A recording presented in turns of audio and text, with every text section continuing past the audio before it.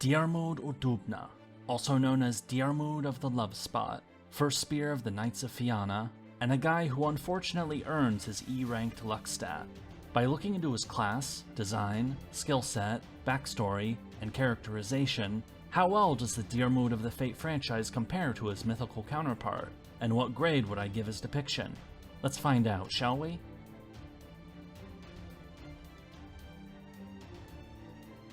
Quick disclaimer about Irish names being hard. I'm trying my best, but don't take my pronunciation as being perfect, or anything close to it.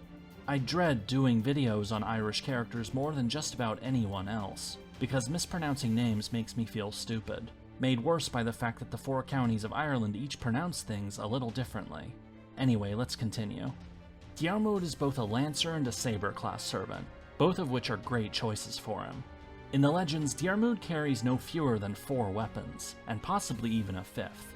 He also has a tendency to carry 2 of these weapons with him at once, though in contrast to his Fate versions, he doesn't carry 2 swords or 2 spears, but rather one of each. For his usual encounters, Diarmuid will carry his lesser weapons, the sword betrothed and the spear Grainne. But when he knows that he is heading into danger, Diarmuid will instead bring the sword betrothed and the spear Grainne.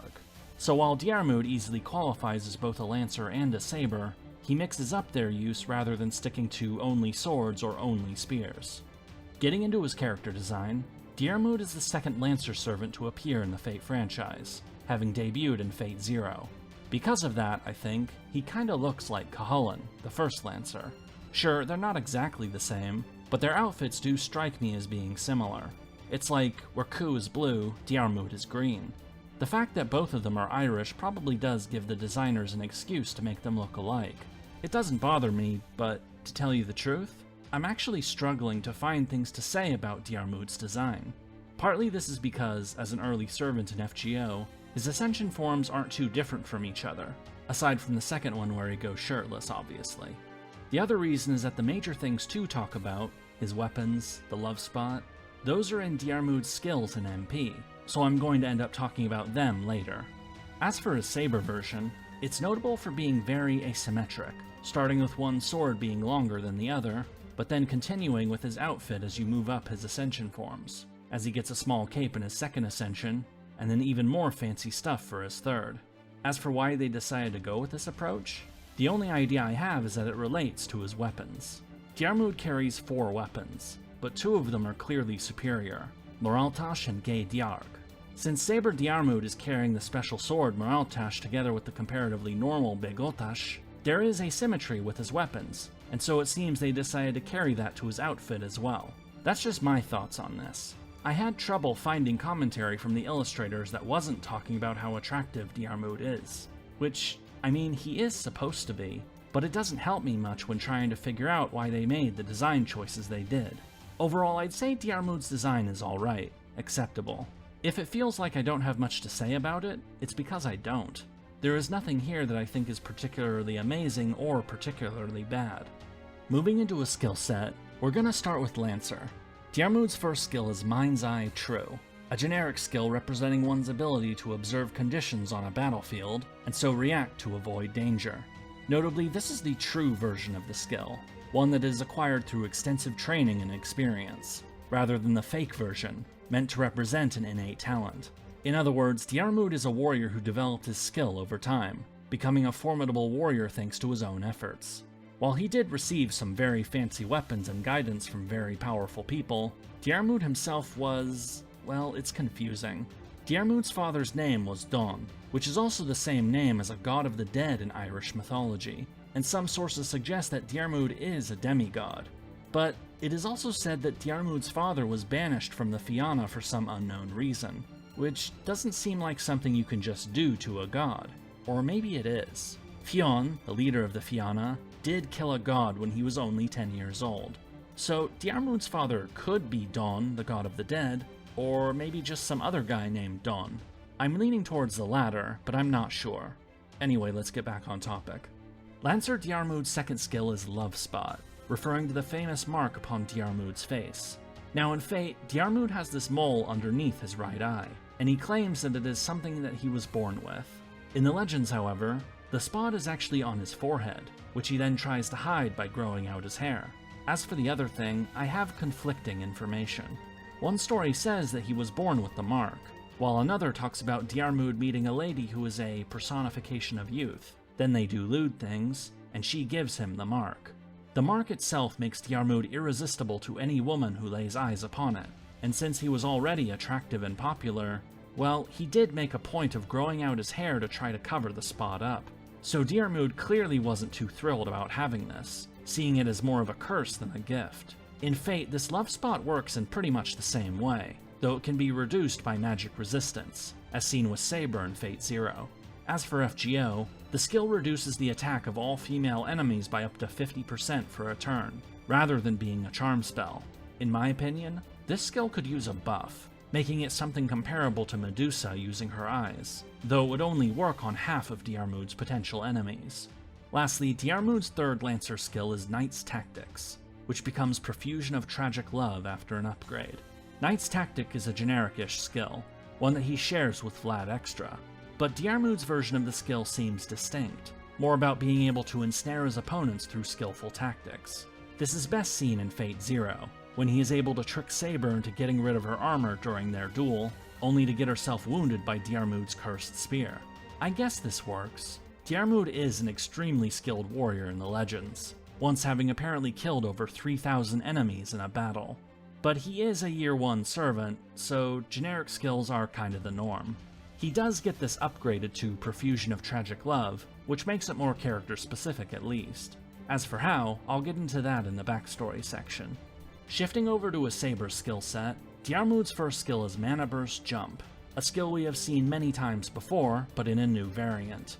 Now while Diarmuid does demonstrate skill at jumping, using it to escape from Fion's pursuit on a few occasions, there is something off about this skill, and about Saber Diarmuid in general, to be honest. In his profile it says that Diarmuid acquired this skill due to being raised by gods, specifically Angus and Mononon Maclear, the god that has merged with Betrothed in FGO. Now, Diarmuid was raised by Angus as a foster son since his real father had gotten banished, but Mononon's only involvement in Diarmuid's story is having given Angus the sword Moraltash, which is Saber Diarmuid's MP. So while the jumping part is okay, they're making a much deeper connection between Diarmuid and Mononon than what he had in the legends, something that they keep doing in both Saber Diarmuid's Valentines scene and his interlude. Saber Diarmuid's second skill is the Knights of Fianna's Honor, representing Diarmuid's sense of honor as a knight. Notably for his Saber version, the Curse of the Love spot is not part of his skill set. Rather, it is suppressed in favor of giving greater emphasis to Diarmuid as a warrior, and also being a massive fanboy of Artoria. Diarmuid certainly did hold loyalty in high regard, which is what makes his legend all the more tragic. He was forced into betraying that loyalty thanks to a Gish, a magical curse put upon him. I'll say more in the backstory section. Lastly, Diarmuid's third Saber skill is Begotash, which is the weaker of Diarmuid's two swords. Now while the link to Diarmuid's lore is clear, that's kinda all I can say about it, because the sword Begotash doesn't seem to have anything special about it. It is one of the pair of weaker weapons that Diarmuid uses, when he doesn't think he's going to enter a serious fight. As for Diarmuid's other weapons...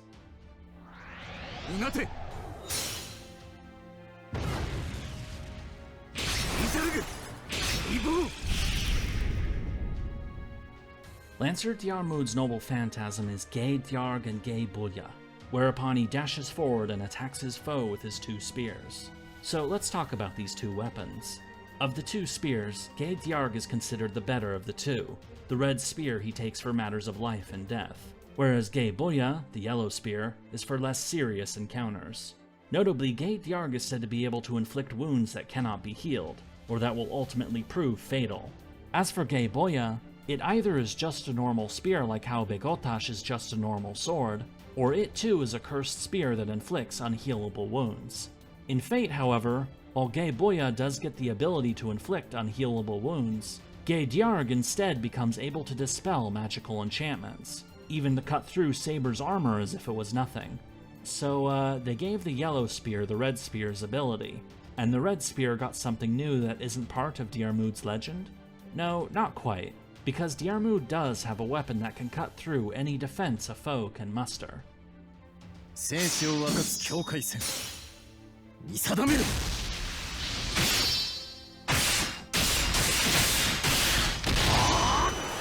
こだ。モラルタ。 Saber Diarmuid's noble phantasm is Moraltash, whereupon he charges forth, slashes his enemy a bunch of times, before leaping up to deliver one final blow. Moraltash, or the Great Fury, is the enchanted sword Diarmuid wields. Originally it came from the god Monanon Maclear, who gave it to Diarmuid's foster father Angus, who in turn passed it on to Diarmuid. This sword is said to be able to cut through anything, and is one of the two special weapons Diarmuid has alongside the red spear Gae Diarg. But as I was just talking about, the Gae Diarg of Fate seems to be borrowing its abilities from Moraltash, with its ability to cut through magic enchantments and armor.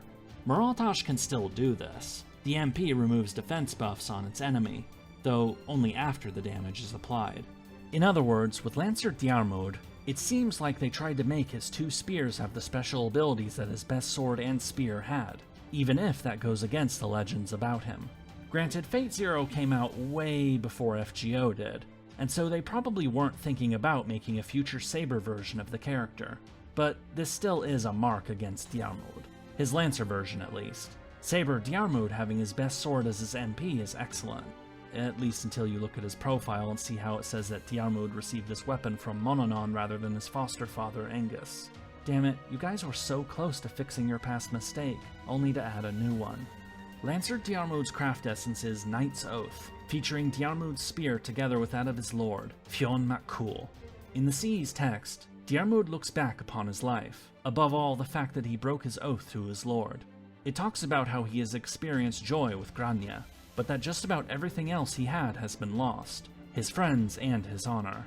This CE seems to be Diarmuid's thoughts not as he is now, as a servant in Chaldea, but rather during his life, shortly before that fateful hunting trip that ended up killing him. This is excellent. Saber Diarmuid's craft essence is Passion and Fury, featuring the twin swords Moraltash and Begotash. I've already talked about these two swords when regarding Saber Diarmuid's MP and third skill respectively. Despite this, there are two things worth talking about here. The first is a nitpick, that, as far as I can tell, unlike the spears, the swords weren't also red and yellow, but I'm not too fussy about that since it's more of a creative license thing. More interesting though is that, in the CE's text, they actually address what I mentioned earlier when talking about Diarmuid's class, that in the legends, he tended to use one sword and one spear, rather than two spears or two swords. That whole bit about having one pair of weapons for serious fights, and another pair for other times. So at the very least, Fate recognizes that they made a change in order to fit their class system. I was already not too fussy about this, but the fact that they make a point of talking about this in Saber Diarmuid's Bond CE, that's something I can appreciate. Lancer Diarmuid's Valentines CE is White Rose Bouquet, featuring exactly that. At first glance, this seems like a simple return gift, a typical Year 1 Valentine. But flowers do come up in Diarmuid's legend, notably when Grainne uses them as part of a potion to drug everyone on her wedding night with Fionn. Everyone except for Diarmuid, that is. I've seen some hints that flowers come up in other parts of the story, but to be honest, I've had trouble pinpointing when exactly that happens. I'm just gonna go and say the CE is fine. I don't want to go down another rabbit hole like I did with the whole Merlin Mage of Flowers business. Saber Diarmuid's Valentines CE is Fruit of the Otherworld, featuring a fruit falling from a tree. This is a reference to another story in Irish mythology, the Voyage of Bran. The only relation this tale has to Diarmuid is that Monanon Maclear plays a major role in it, who Fate again says is one of Diarmuid's foster parents in the Valentines scene where you get this from. Damn it, they screwed up again. Now for characterization, starting with a look into the legends surrounding Diarmuid. Diarmuid is the first character I am covering who comes from the Fenian cycle, or the Fianna cycle. This is the third of the 4 cycles of Irish mythology, taking place sometime in the 3rd century CE, or around 200 to 300 years after the Ulster cycle, the one with Cuchulainn, Fergus, Maeve, Scahawk, and all them. The central character of the Fenian cycle is Fionn MacCool, who of course is going to get his own video. Look forward to that one, by the way. Fionn is in real danger of getting roasted due to how bad his portrayal is. Anyway, Fionn has his own adventures, becoming the leader of a band of warriors known as the Fianna.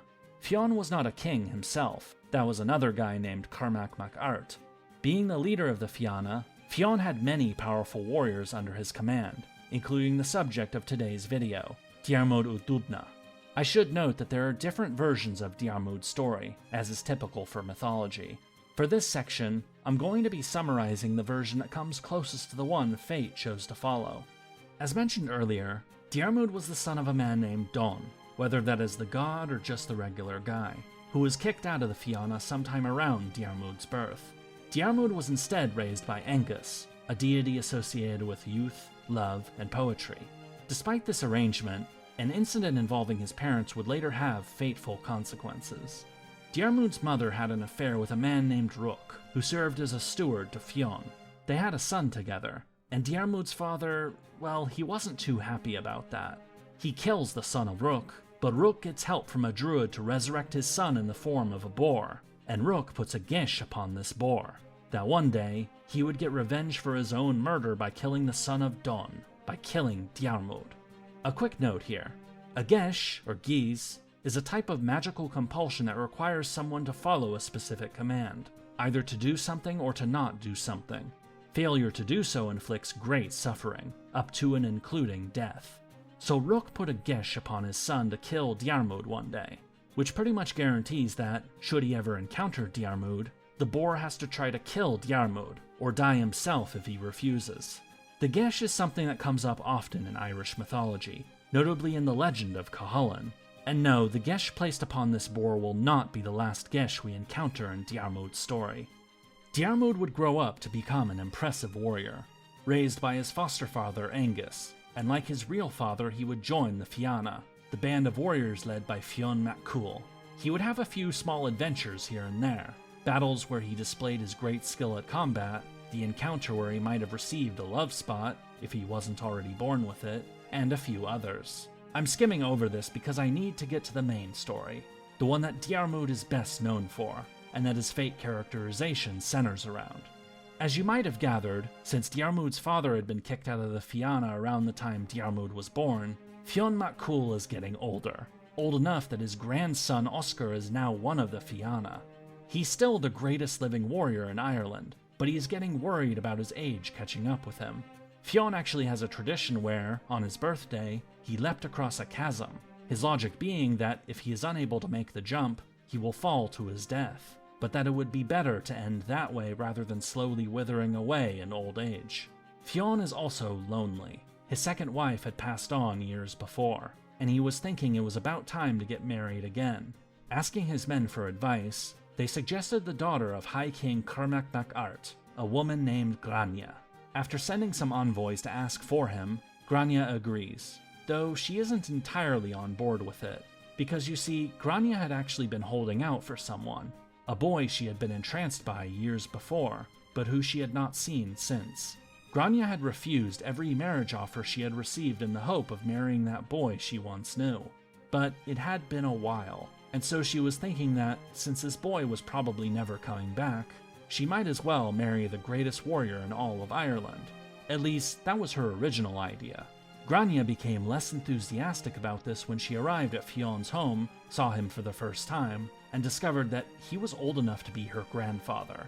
But when she looked among the knights that served Fionn, she saw a familiar face, the boy she had once been entranced by, the boy now known as Diarmuid. Having now found her true love, Grainne hatched a plan. During the wedding feast, she slipped a potion into the drinks of Fionn and the Fianna, putting them all to sleep. She then put a gesh upon Diarmuid, compelling him to run away with her. This put Diarmuid in a really bad situation, forcing him to either run away with Grainne and betray his lord, or to stay loyal and be cursed for violating the gesh. In other words, Diarmuid could either betray or die. Seriously, Grainne, if this is how you treat people you supposedly love, how do you treat your enemies? Diarmuid chose to live, running away with Grainne and somehow being okay with the fact that he was forced into it. When Fionn awoke the following morning, he was deeply hurt to discover what had happened, hurt which soon gave way to anger. Diarmuid and Grainne soon met up with Angus, Diarmuid's foster father, who, though he approved of their match, also told them that they were pretty much screwed, that Fionn would hunt them down for the rest of their days. At first, Diarmuid kept his distance from Grainne, to not do any lewd things with her, wishing to at least maintain some loyalty to Fionn, but he was eventually shamed by Grainne into crossing that line. From here follows a succession of encounters, near misses, and battles, as Diarmuid found himself having to face off against his old comrades.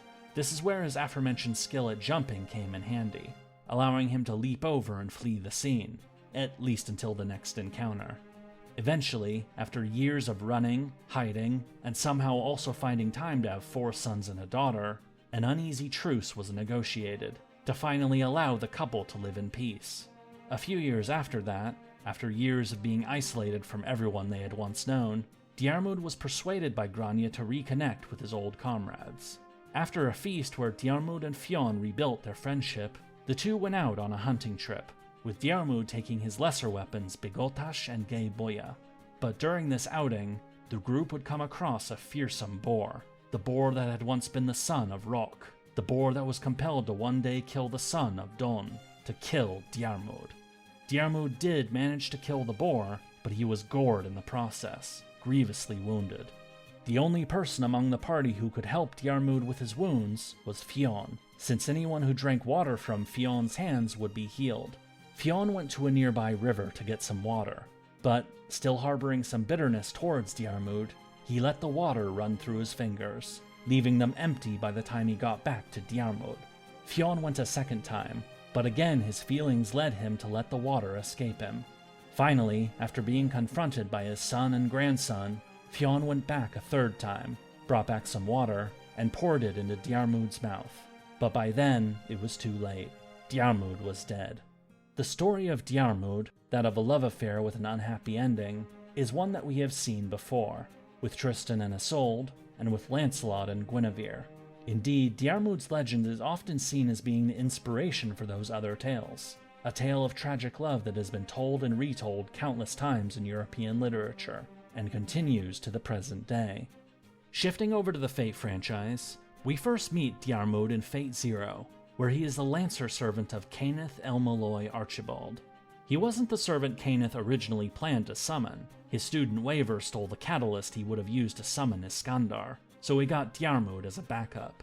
In their first encounter, Iskandar mocks Cainith for suggesting that he should have been his master, thinking him a coward because he is lurking in the shadows, while Waver at least is willing to be in Iskandar's chariot. So you might think that it's better that Cainith ended up with Diarmuid instead. Except it isn't, because Cainith and Diarmuid do not get along well at all. Due to having been forced to betray Fionn in his legend, Diarmuid's greatest wish is to remain loyal to his master, but Cainith certainly doesn't make it easy. He's abusive and tends to think the worst of Diarmuid.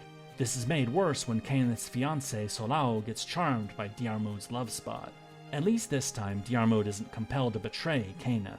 Solao doesn't put a geis upon him, but after having a dream where he learns of Diarmuid's past, that only makes Cainith even more suspicious of Diarmuid, further ruining their relationship. Speaking of that dream sequence, while it does give a good summary of Diarmuid's legend, I made a point of telling that story again in detail because of things that I didn't pick up on in Fate Zero's portrayal. Above all, that Grainne used a geis to force Diarmuid to run away with her, that his betrayal of Fionn was done under duress. That was what surprised me most when researching for this video, and so I thought it best to make sure all of you found out about it as well. But while Diarmuid doesn't get lured away from his honor by Solao, he does, in a way, get charmed by someone else, Artoria Pendragon. Seeing her as the embodiment of chivalry and honor, the values that Diarmuid himself wants to live up to, he becomes fixated upon facing off against Saber in a duel, regardless of whether or not it makes sense in the context of a Grail war. But while Artoria is fine with having an honorable duel against Diarmuid, this wish ends up getting spoiled by their two masters. First by Cainith trying to go after Kiritsugu in the Ainsburn castle, and then that unforgettably brutal scene where Kiritsugu forces Cainith to have Diarmuid kill himself in order to save Solao, on the condition that Kiritsugu place a geis upon himself to never harm the pair. In other words, Diarmuid, yet again, was screwed over by a geis, and he certainly expressed his displeasure about that fact in his final moments. Worse, it was all for nothing, since while Kiritsugu was bound by a geis to never harm Cainith or Solao, that didn't stop his ally Maya from shooting them both afterwards. Hooray, loopholes!